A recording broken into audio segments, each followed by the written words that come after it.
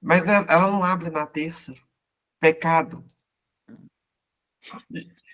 Gente, bom dia. A gente, graças a Deus, dando sequência ao estudo do livro Vida e Sexo. Hoje a gente indo para o capítulo 15, com o tema desvinculações. E hoje a Gislene está responsável aí por direcionar nosso estudo. Hoje nós vamos nos preparando. Lembrando que hoje, mais tarde, às 7 da noite, tem estudo do nosso lar. E às 20h30 tem estudo do Evangelho e Espiritismo. E todos os dois links são aí disponibilizados no nosso grupo informativo para acesso. Os dois próximos estudos de hoje também são virtuais. Então, para a gente iniciar, vamos serenar nossos corações. Senhor Jesus, muito obrigado porque estamos reunidos em Teu nome. Obrigado pelo dia que amanhece. Obrigado pela instrução que nos concede. Jesus, obrigado por nos deixar mais próximos do Pai, de direcionar nossos caminhos e de não temermos mais os inimigos de vida espiritual ou física, que possam querer barrar nossa trajetória de luz, porque sabemos que apenas irmãos em sofrimento são, e a eles entregamos a nossa oração.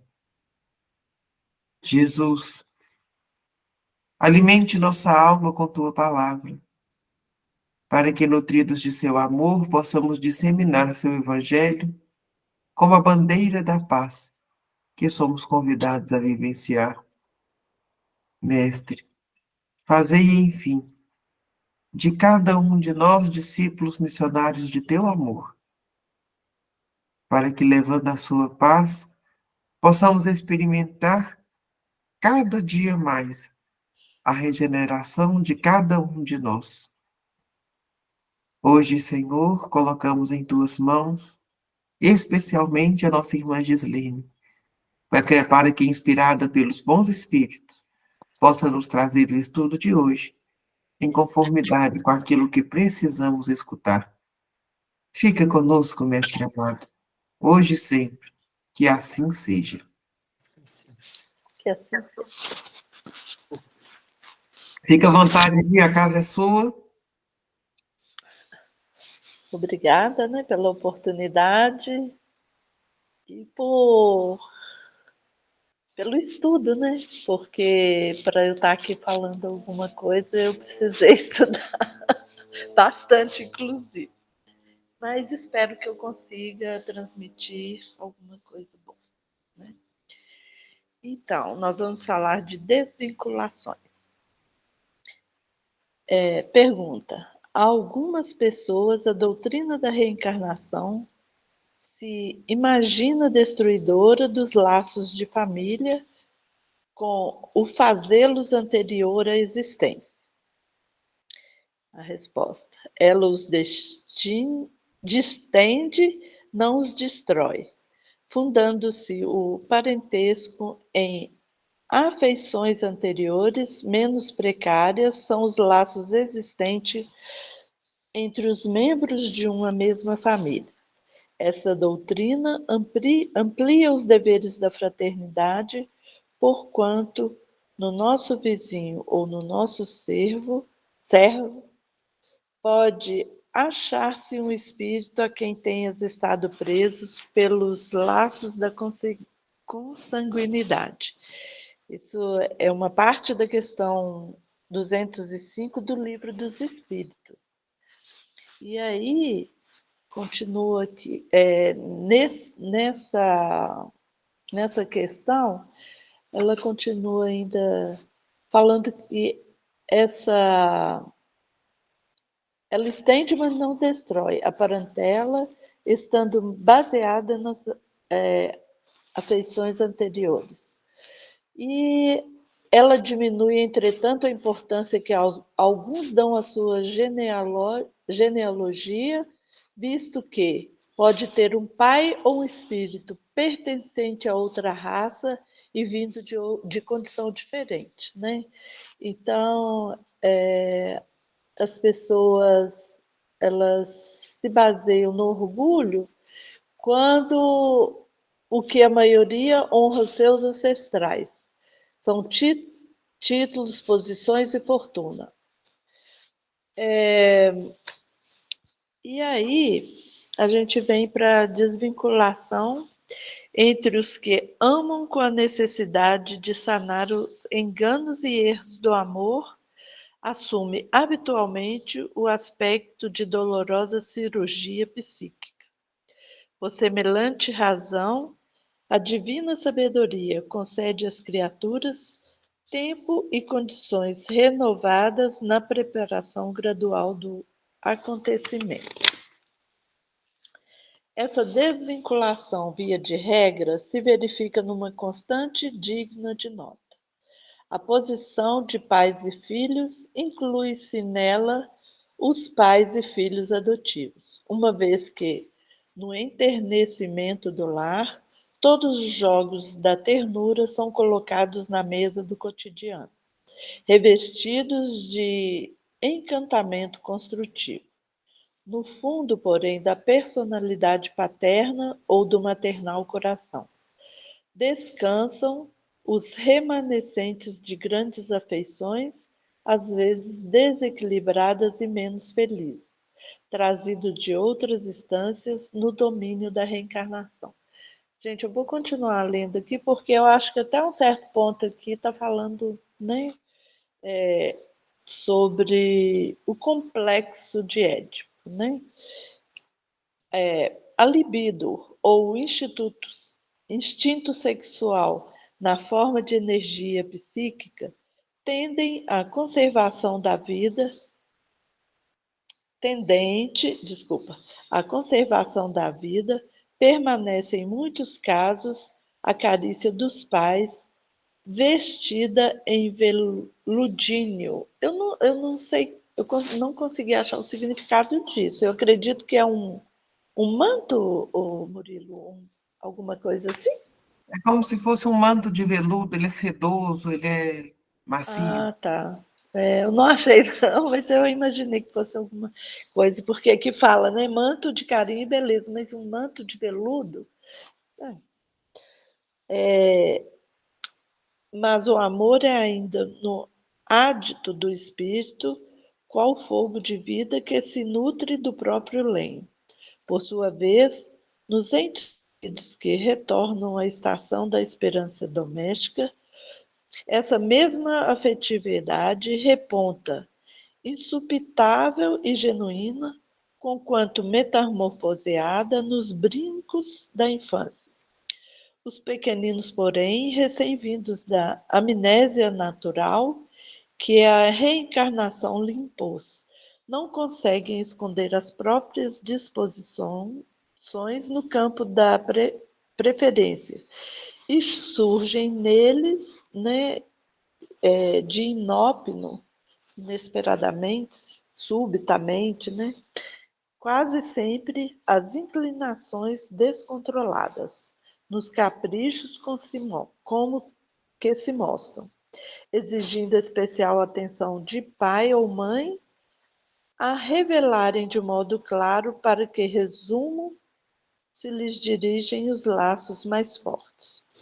Geralmente, com muitas exceções, aliás, as filhas se voltam para os pais e os filhos para as mães, patenteando a natureza das ligações à vida em existências passadas e prenunciando a obra das desvinculações que se executará inevitável no futuro próximo.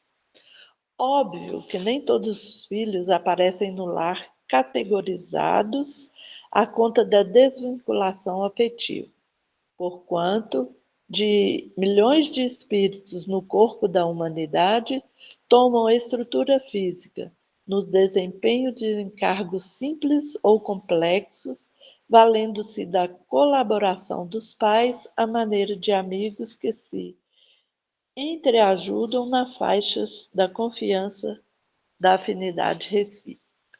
Então, nisso aí, nesse texto, eu acho que está falando do complexo de Édipo e de Eletra, né? Que, como a partir da reencarnação das antigas afetividades sexual, no papel de filho, você vai sublimando aquela relação que você tinha com aquele ser e surge a mãe ciumenta e o pai ciumento.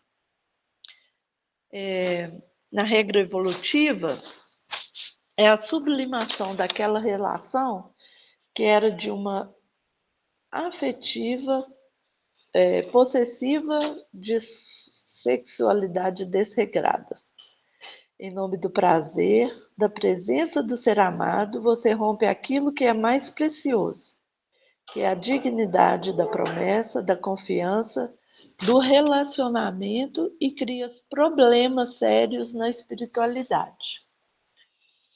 Se temos a fidelidade de alguém e a família é ai, meu Deus. Peraí, desculpa, gente.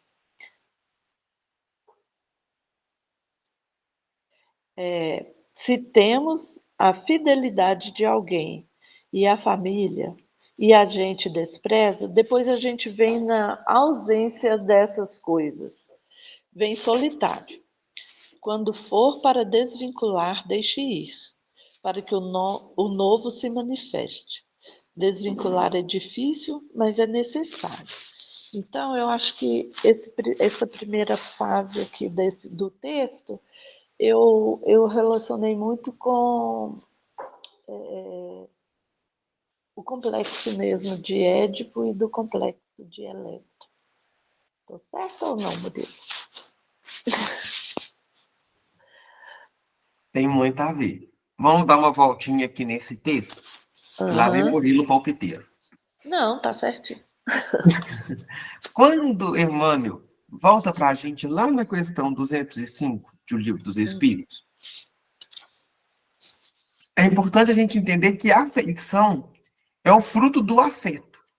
O afeto não necessariamente ele é bom ou ruim. Então, por exemplo, existe um afeto do amor, mas o amor ele pode ser super tranquilo, mas ele pode ser doentio em determinadas circunstâncias. Então, quando nós estamos dentro dos nossos vínculos mais íntimos de amizade, de família, nós somos convidados a entender que existe um parentesco de afeições interiores.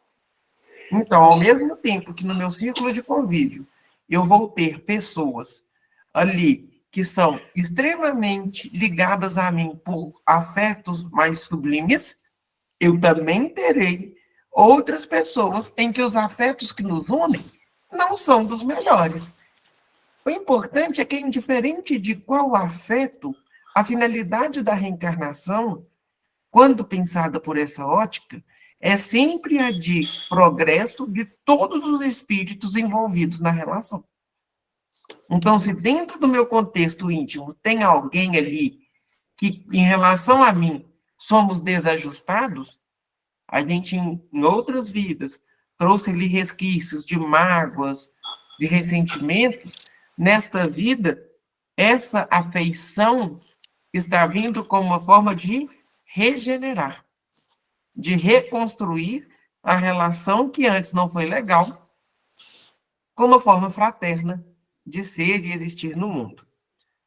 Porque existe um dever, o trecho que Emmanuel pega do Livro dos Espíritos coloca dever de fraternidade.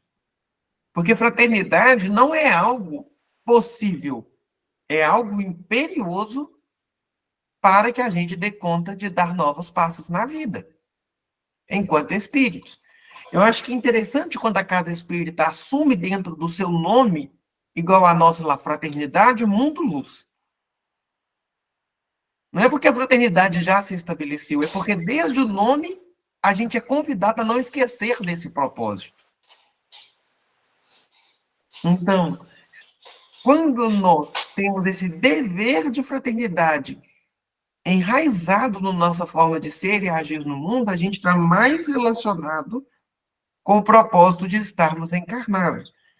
E é por isso que, no texto, Emmanuel coloca que quando a gente esquece desse propósito, a gente passa por uma dolorosa cirurgia psíquica. Vamos pensar, uma cirurgia, por mais simples que seja, é uma interferência no nosso organismo, não é? Por menor que ela seja, ela pode ser mais invasiva ou não, mas é sempre uma interferência que visa a melhoria de um sintoma daquele paciente. Uma cirurgia, ela não é feita ao acaso. Ela é feita depois de estudar a possibilidade que aquele paciente tem de um prognóstico melhor do que sem ela. Então, agora vamos pensar isso dentro de uma cirurgia moral. Uma cirurgia psíquica. Haverá interferência de Deus, a partir de suas leis, com o auxílio de nossos mentores espirituais, para nos fazer progredir enquanto saúde integral, emocional, espiritual, psíquica, com reflexos também na vida física, porque a gente tem aí os sintomas somáticos, onde aquilo que é emocional passa para o corpo em forma de sintoma. Então, existe essa interferência.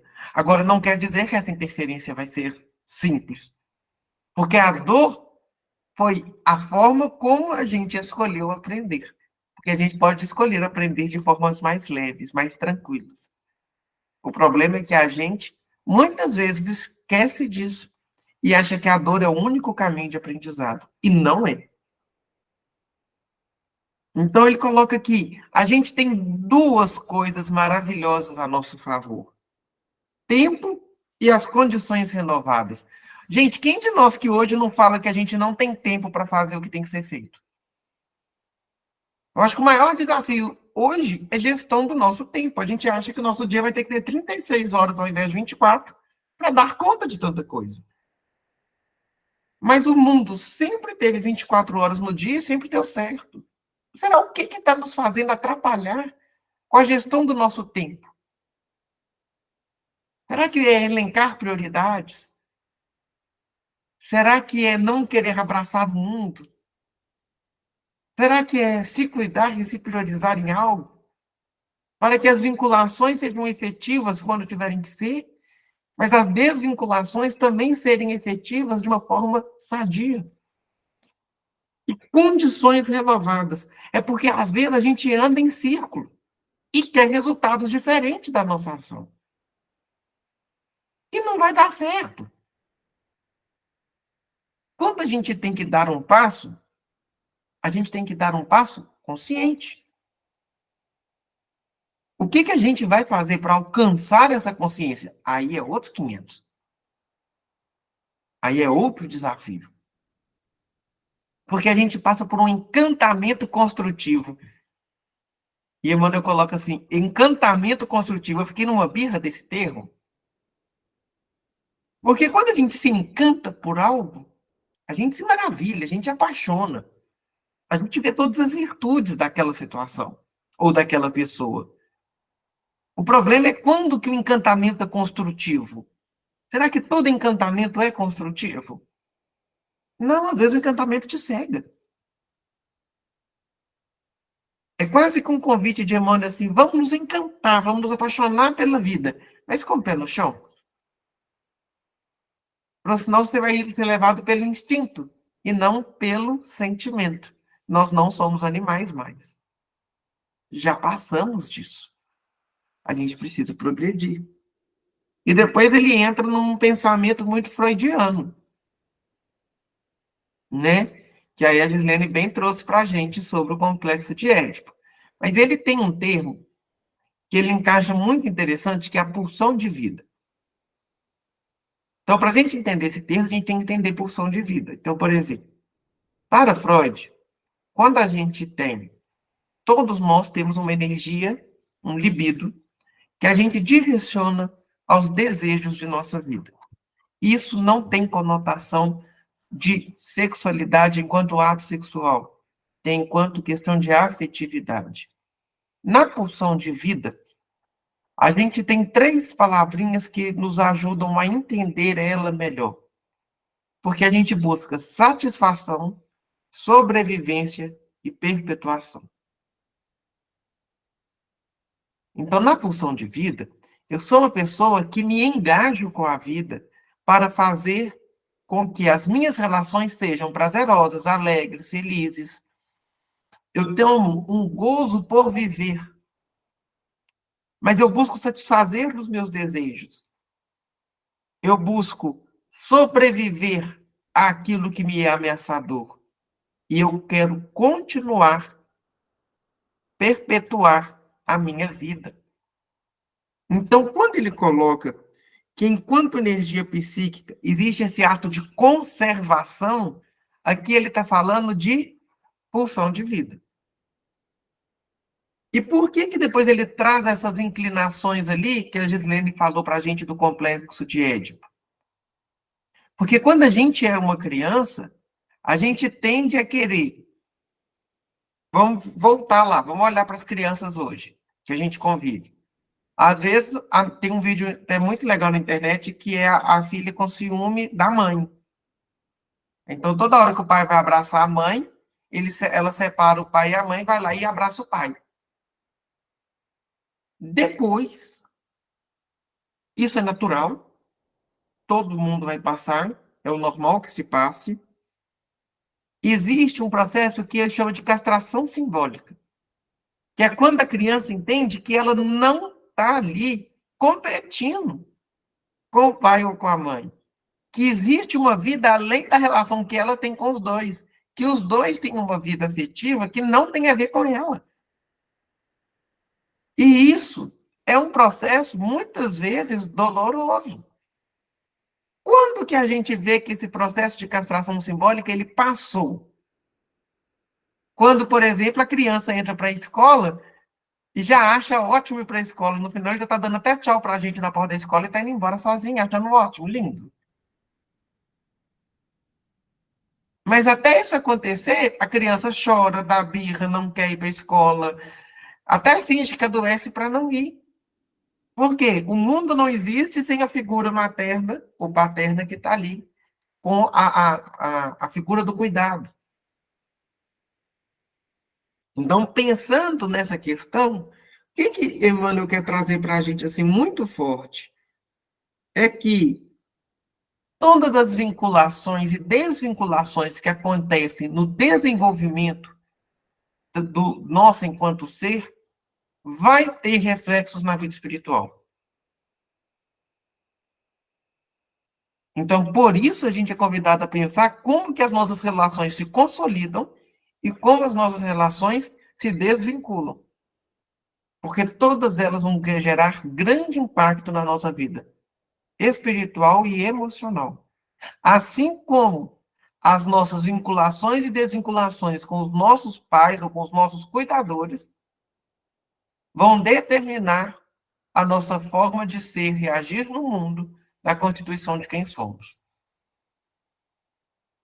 Porque Freud fala isso para a gente. Nós somos determinados. Então, o que Emmanuel está falando aqui o Freud estava certo. O problema é que não é estático. Por isso a gente tem processo de cuidado dentro de análise. Mas a gente pode olhar a repetição das nossas relações muito em relação àquilo que foi tido nos primeiros anos de nossa vida nesta encarnação. Vou ficar calado, Gi. Agora eu já falei demais. Pode falar, eu nem precisava ter estudado até 2 horas.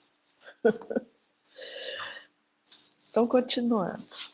Referimos-nos, porém, ao lar como pouso de desligamentos, porque na Terra as relações entre pais e filhos, e, consequentemente, as relações de ordem familiar, constituem clima ideal para a libertação de quantos se gente, se uniram entre si de modo inconveniente nos desregramentos emotivos em nome do amor. É assim que a sabedoria da natureza faculta o reencontro sobre as teias da parentela de quantos se desviaram em outro tempo nos desmandos de ordem sexual. Reencontro esse que persiste em condições mais íntimas e mais profundas, até que os companheiros do pretéritos, reencarnados na posição de filhos, atinjam a juventude na existência nova, elegendo novos parceiros para a vida afetiva, ante a presença ou a supervisão dos pais ou de familiares outros, nem sempre satisfeitos ou tranquilos com as escolhas que são obrigados a assistir ou aprovar pela força das circunstâncias. Desculpa, gente. Pais que sofrem na entrega das jovens, que o lar lhes confiou aos companheiros, que as requisitam para os misteres do casamento, quase sempre estão renunciando à companhia de antigas afeições que eles mesmos, no passado, conduziam, ao passo que as mães experimentam análogos fenômenos de dilaceração psíquica em si, separando os filhos que lhes recordam, embora inconsciente, as ligações empolgantes ou menos felizes de tempos que já se foram.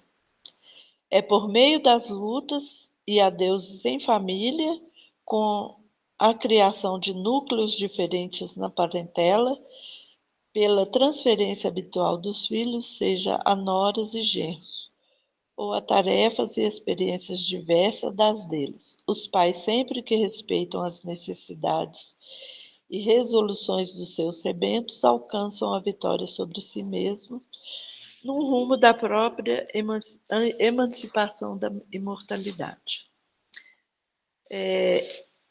Mesmo apesar do texto todo sempre me levar para esse complexo, né, de Édipo,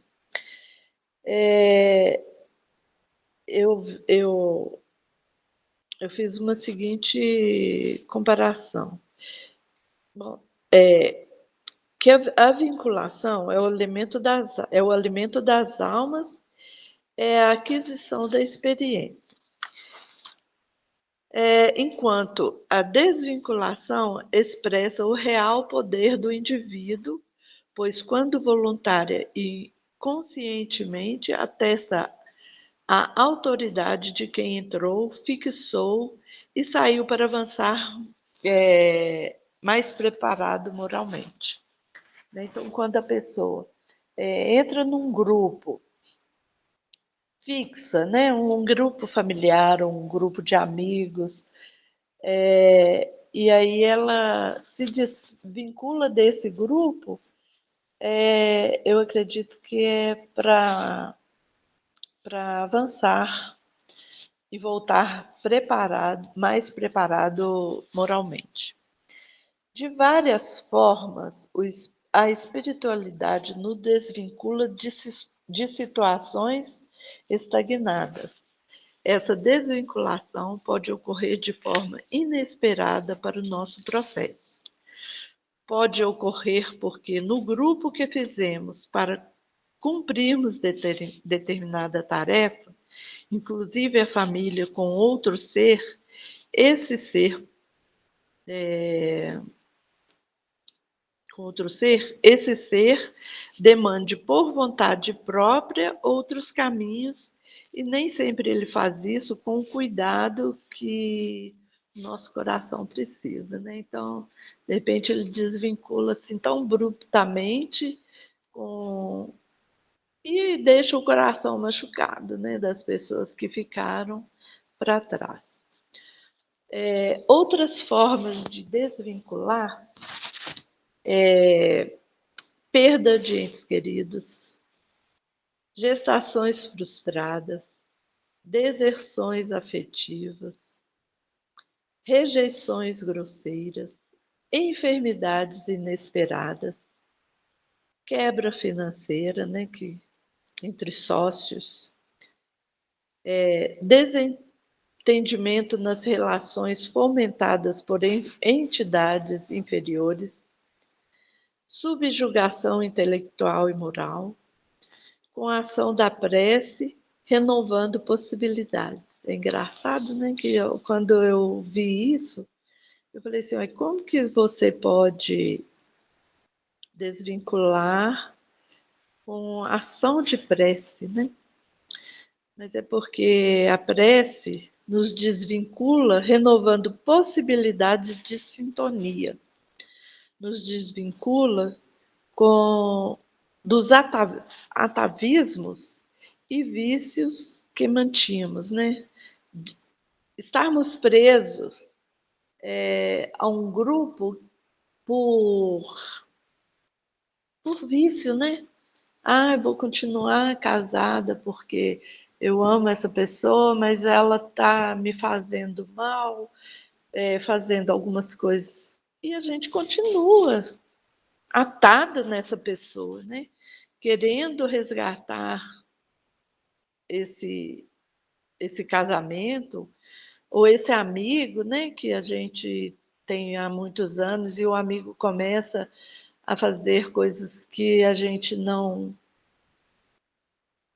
aceita, né? E a gente continua tentando resgatar essa pessoa. Por quê? Porque a gente está atada com esse vínculo que veio de pretéritos e que a gente não quer se cortar esse cordão, né?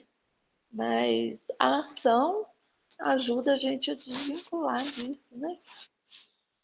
E no capítulo 3 do livro da Era dos Espíritos, de Emmanuel, psicografado por Chico, para muitos companheiros na Terra, desvinculação no campo afetivo é prova difícil. Desligamento familiar, distância de convivências, diferenciação de alguém para outro alguém. Exemplo, né, quando o filho sai de casa para casar-se ou mesmo para procurar um outro lugar, um outro momento, um outro país, alguma coisa. É o momento da diferenciação, né? E é isso que eu consegui fazer, sabe, gente? Eu não consegui muita coisa, não, mas voltando, né, à frase que eu falei antes, quando for para desvincular, deixe ir, para que o novo se manifeste. É difícil desvincular, mas é necessário, né? E eu estou nesse processo de desvinculação. Mais uma vez, foi difícil para mim esse estudo, mas eu precisava dele para isso. Desculpa a emoção. Não. E a desvinculação, ela é sadia, ela é boa. A gente não pode pensar que vinculação é bom e desvinculação é ruim. Não tem essa valoração, né, moral. Existem possibilidades lindas, tanto na vinculação quanto na desvinculação, porque senão, como você bem disse, Gislene, a gente não se abre para o novo, para as novas possibilidades. E toda vez que a gente vai para o novo, algo do antigo morre. Em nós, nas relações, no outro. Então é importante. E eu acho interessante quando Emmanuel coloca que as relações de ordem familiar constituem clima ideal para a libertação de quantos julgiram entre si, de modo inconveniente nos desregramentos emotivos em nome do amor. Gente, quantas vezes em nome do amor a gente ama, mas a gente ama pela metade. A gente se entrega, mas se entrega com metades, com limites. Ou a gente usa da palavra amor, para sentimentos outros que não tem nada a ver com amor. Então, quando a gente está dentro do círculo familiar, as oportunidades de libertação dessas emoções mal vividas são enormes, com o único objetivo de reconstruí-las de uma forma sadia, mais direcionada, com um discernimento maior. Não quer dizer que será algo simples. Por quê? Porque, às vezes, a desvinculação é o caminho ideal. Para quê? Para que a gente volte a esse amor fraterno que a gente conversou.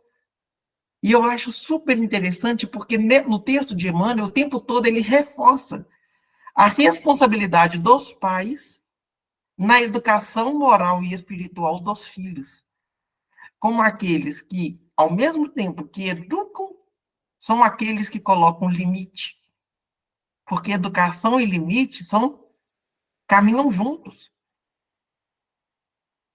Então, o nosso processo de educar os nossos filhos, inclusive mostrando que algumas desvinculações são sadias, que a gente precisa de repensar as nossas relações para criar ali um discernimento. Será que está na hora de desvincular? Será que não? Se não tiver, como reacender aquela relação de amizade, de amor, de qualquer coisa? Ou se está na hora de desvincular, como fazer isso de uma forma fraterna? De uma forma não abusiva, de uma forma respeitosa. E é difícil a gente tanto viver isso, como ensinar a viver algo que a gente ainda não tem domínio nem sobre a gente. Por isso que a gente tem uma lei de sociedade, lá no Livro dos Espíritos, que vai nos falar que a gente se educa em conjunto, e não sozinhos. E que diante dos nossos sofrimentos, quanto mais a gente se exclui do meio social, mais a dor se enraiza em nós, às vezes de forma velada. Que às vezes a desvinculação mal percebida, a gente torna ela em agressividade. Às vezes a vinculação não saudável, a gente reverte ela em apego. Então a gente precisa pensar como as nossas vinculações e desvinculações se estabelecem. E aí, ele termina o texto falando de uma desvinculação natural. Que desvinculação natural é essa? Por exemplo, quando os nossos filhos casam. A gente sai de casa, mesmo que não casados, decidimos morar sozinhos. É uma desvinculação. Por quê? Aquele que até então estava sob sua tutela, tomou a rédea da própria vida e foi viver conforme aquilo que você ensinou, mas aquilo que ele traz de natureza espiritual, que é o do somatório de todas as encarnações que ele já teve. Quando a gente, como pais, respeitamos as escolhas de nossos filhos, nas necessidades que eles têm e nas resoluções de seus rebentos, que é igual Emmanuel coloca, há uma vitória dos pais sobre si mesmos, na questão do apego. Existe uma vitória, porque você soube criar bem seu filho, a tal ponto que ele consegue trilhar a sua própria vida a partir de um senso de responsabilidade, porque ele entra num processo de emancipação da imortalidade. Ou seja, ele pega mais autorresponsabilidade sobre a sua trajetória espiritual, que é o grande desafio. A gente ser responsável pela nossa própria vida. E parar de terceirizar responsabilidades. Porque vinculação e desvinculação é fruto de uma responsabilidade individual que toca o outro. E quando a gente toca o outro, a gente tem que ter muito cuidado, porque o outro também é filho de Deus. Mas quando a atitude do outro me toca, eu preciso de cuidar disso para saber o que eu vou fazer com o que fizeram de mim. Porque eu posso até não ter escolhido a situação, mas se ela me toca, a gente tem que pensar, refletir. Por quê? Porque senão a gente entra num ciclo vicioso. A gente precisa de falar sobre as nossas dores, porque falando, a gente elabora. Elaborando, a gente repete, mas sempre de uma forma mais sadia, melhor, mais estruturada, mais próprio de uma saúde emocional, uma saúde mental melhor.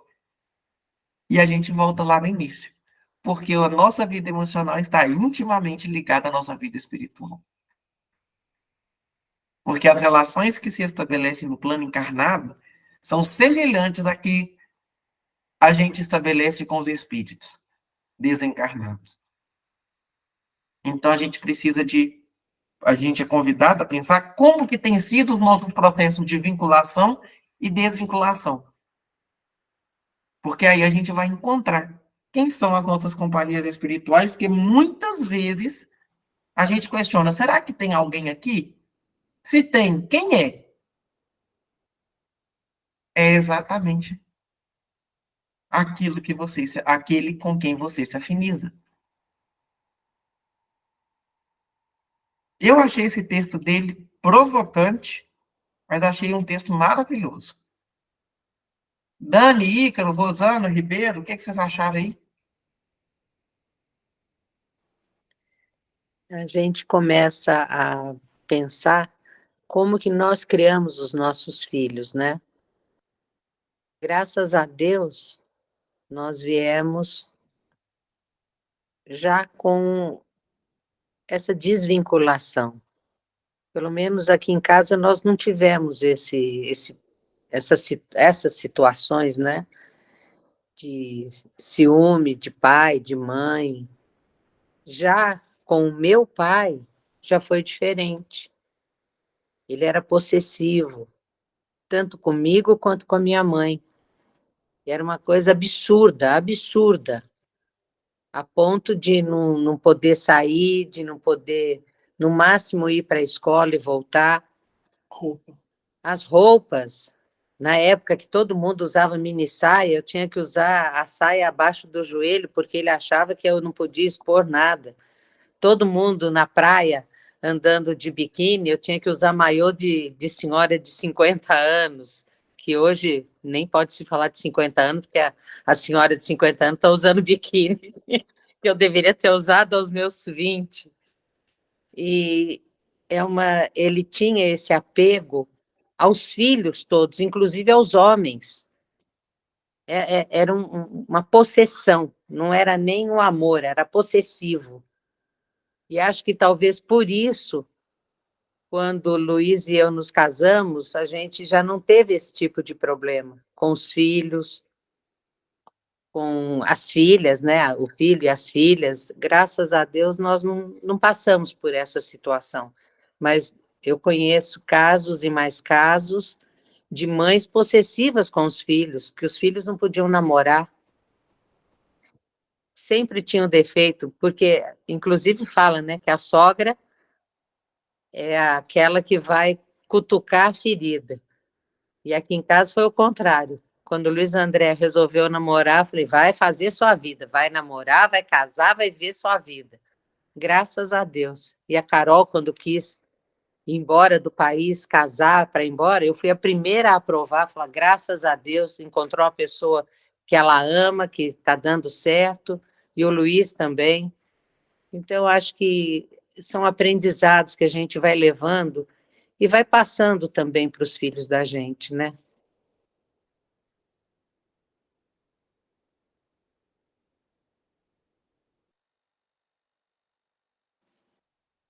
Eu também acho que uma situação atual, né, tem a ver com a situação anterior.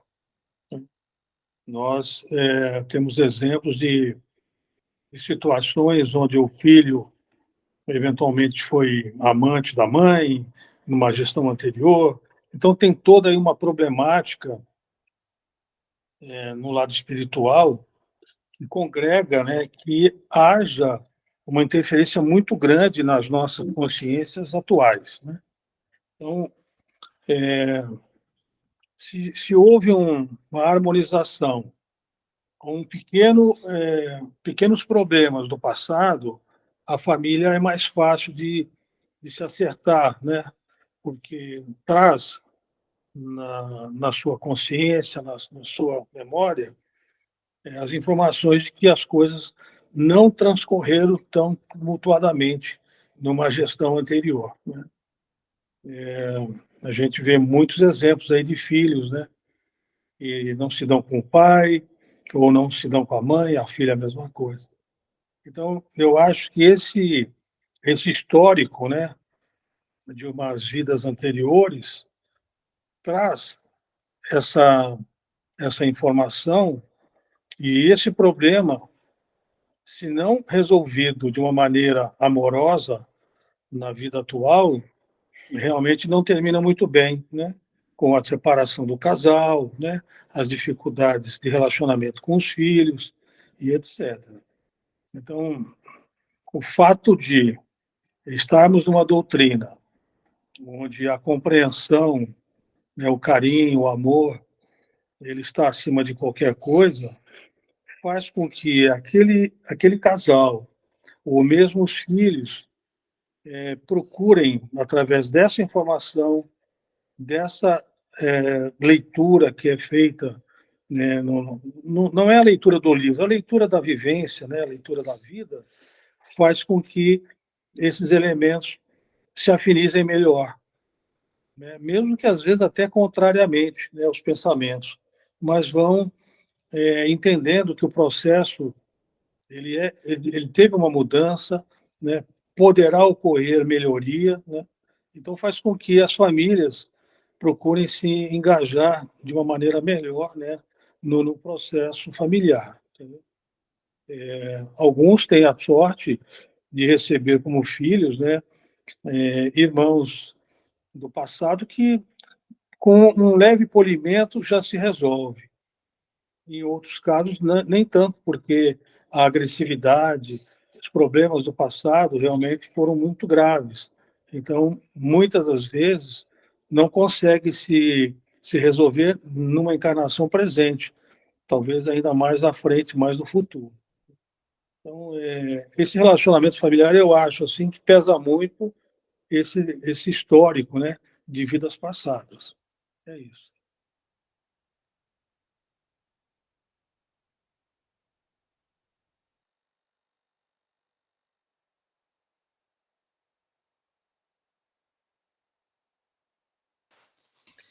Então, Como que um assunto pega tantos outros, né, gente? verdade. Eu vou mandar para vocês, no grupo, um texto que chama Visão Espírita da Família, disponibilizado pela Federação Espírita de São Paulo. É uma sugestão de leitura que complementa o nosso estudo de hoje, com o texto da Joana de Ângeles, do livro Constelação Familiar. É muito legal o texto para poder entender. Não é um texto muito longo, mas foi disponibilizado aí no site da Federação. Tá? De toda forma. Oi, Ícaros. Pode falar. Oi, pessoal. Bom dia mais uma vez a todos. Deus abençoe. Vamos lá, na correria do trabalho aqui, a gente participa ao mesmo tempo conduz aqui os trabalhos da empresa aqui. Mas olha só, diante de tudo que foi comentado, e uma curiosidade também, acho que até mais essa pergunta por Murilo, eu já ouvi falar muito de hoje uma ferramenta na espiritualidade que chama constelação. É isso mesmo, Murilo? Existe esse trabalho que é feito? Não, E como é que funciona? Desculpa a minha pergunta, mas uma curiosidade pessoal. não é um trabalho espiritual, tá, gente? Constelação familiar é um trabalho, é uma metodologia de trabalho. Hoje, no Brasil, inclusive, ele está sendo um dos países onde ele mais cresce. Ele foi criado pelo Bert Helling, e aí ele vai trazer para a gente uma dinâmica de entendimento das nossas relações e de harmonização, vamos dizer assim, dos nossos problemas. Você pode constelar qualquer coisa. Quando o Divaldo Franco, ele tem, aí sugiro então para quem gosta do tema, duas palestras que ele vai falar, são duas palestras de 1 hora e pouquinho cada uma. Ele faz um estudo sobre a constelação familiar. E nesse estudo ele coloca para a gente, inclusive, que ele tinha o desejo muito grande de conhecer o Bert Helling e acabou que não deu certo. Porque quando o próprio Divaldo foi estudar a constelação, ele via que era muito incrível aquilo que o Bert Helling havia sistematizado de conhecimento. Mas que havia uma única falta. Qual falta era? Falar sobre a reencarnação. E aí, por isso, a Joana escreve esse livro, através do Divaldo, que chama Constelação Familiar, onde ela propõe vamos dizer, uma conversa entre a teoria do Bert Helling e a doutrina espírita. Tá?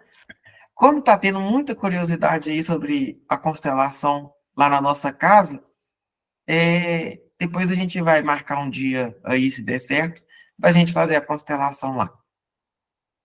Eu vou conversar com o Ribeiro mais Rosana, e aí sugiro que pesquisem, e tem um espírita muito conhecido aqui em Minas, o Andrei Moreira, que ele tem vários vídeos no YouTube falando sobre a constelação familiar.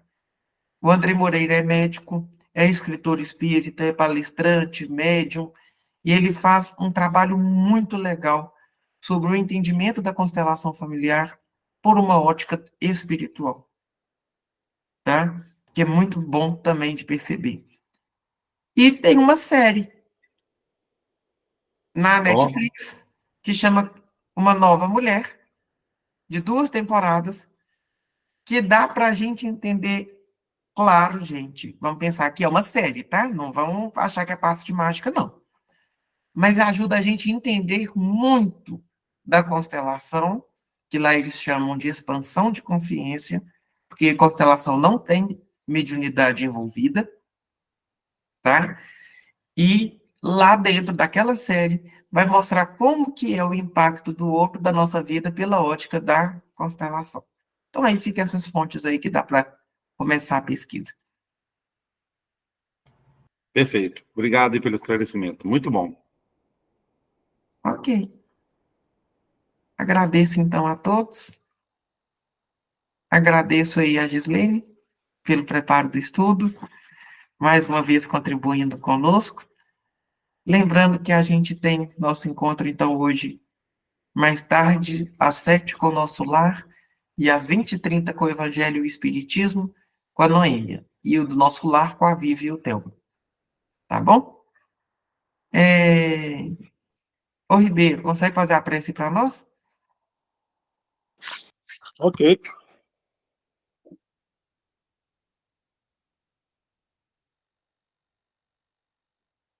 Querido Mestre Jesus,